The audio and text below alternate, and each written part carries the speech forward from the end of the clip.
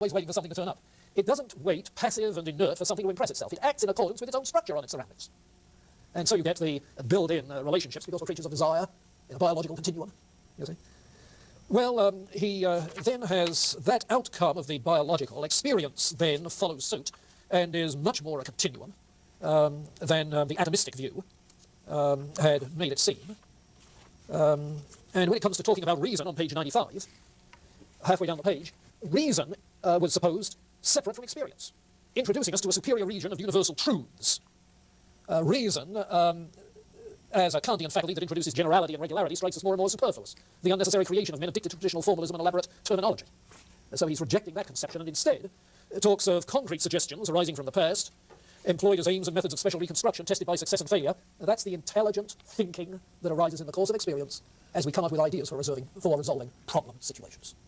So the kind of reason that he wants is the problem-solving intelligence, able to draw ideas from a fund of experience, select those that are appropriate to a problem situation, able to run through thought experiments, perhaps overt experiments, and then able to experientially confirm whether or not they'll actually work. In other words, the kind of intelligence that's necessary for effecting change. So whole conception different. Now you can see with that changed conception of experience why his conception of education was so different. You see, because you're not now trying to teach people the art of dialectic or of abstraction, Plato, Aristotle, dialectic or abstraction which are needed for grasping eternal truths, you see, universal principles. No.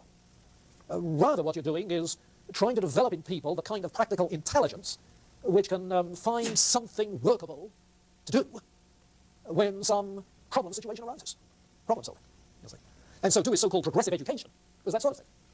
So that ideally the classroom is the situation in which as problem situations arise, so people are free to explore the fund of ideas which may be in the books in the classroom, or in people's own experience, and to come up with appropriate ways of handling the thing, rather than the systematic kind of attempt to develop intellectual ability, which can abstract and work logically from things which are abstracted.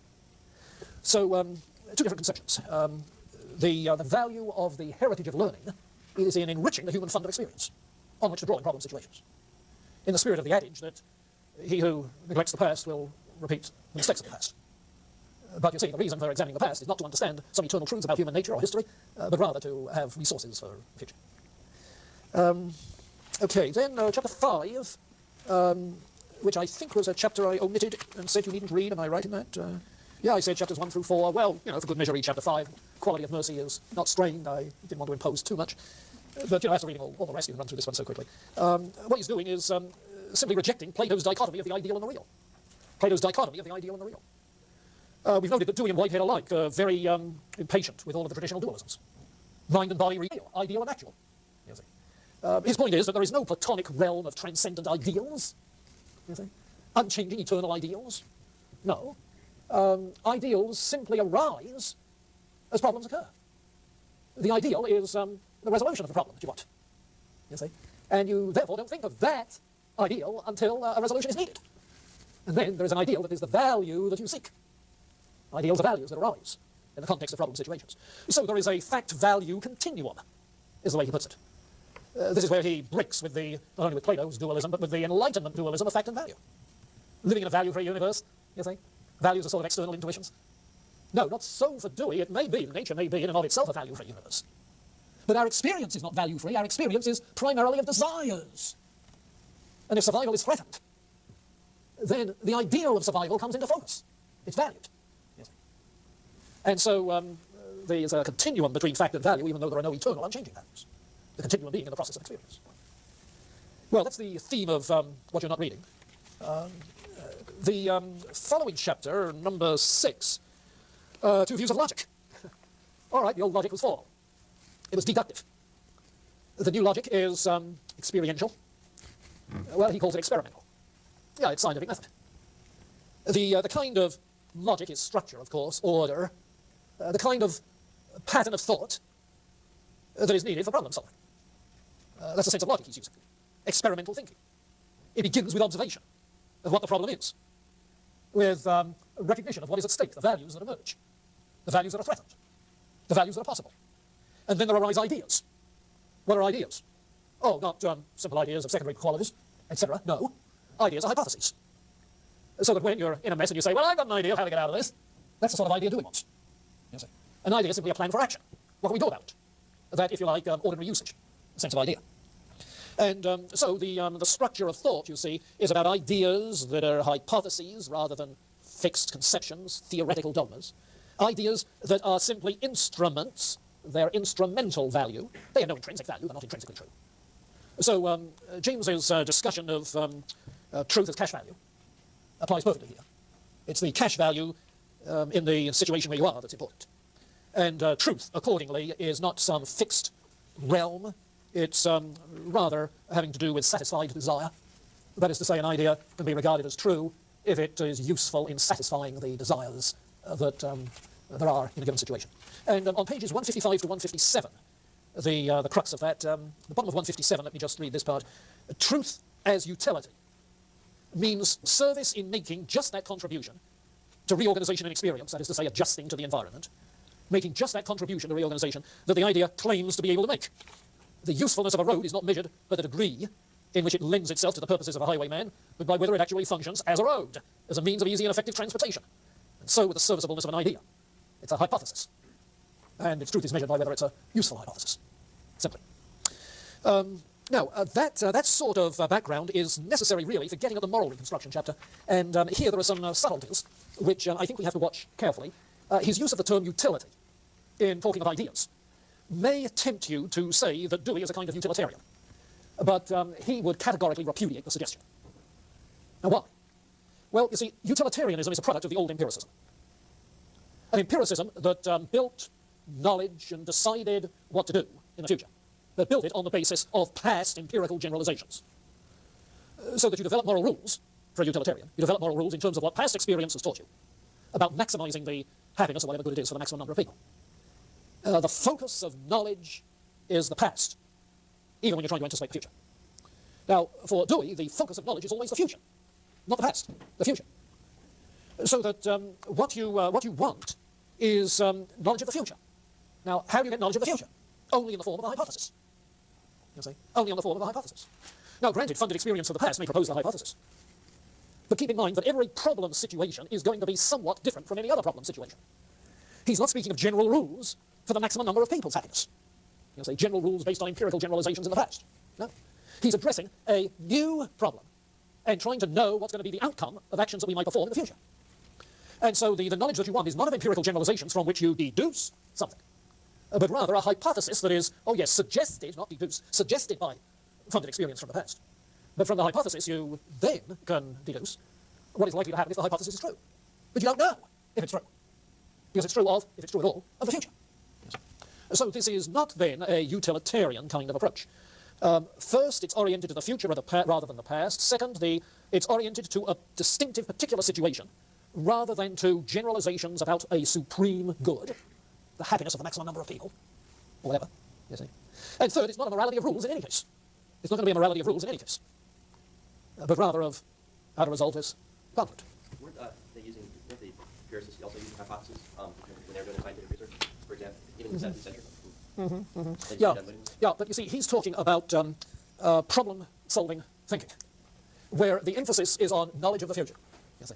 Now, the utilitarian, drawing on knowledge of the past, you see, is doing so with regards to some fixed ideal, which extends from the past on into the future. That fixed ideal being whatever the utilitarian, particular utilitarian in mind, defines as the highest good for the maximum number of people. If it's mill, it is hedonism, it's the maximum pleasure of the maximum number of people. With what we call an ideal utilitarian, it may be the maximum good of a richer variety than that, you see. But it's always that there is this conception of a fixed end, a highest good, which applies in the past and in the future. You have that continuity.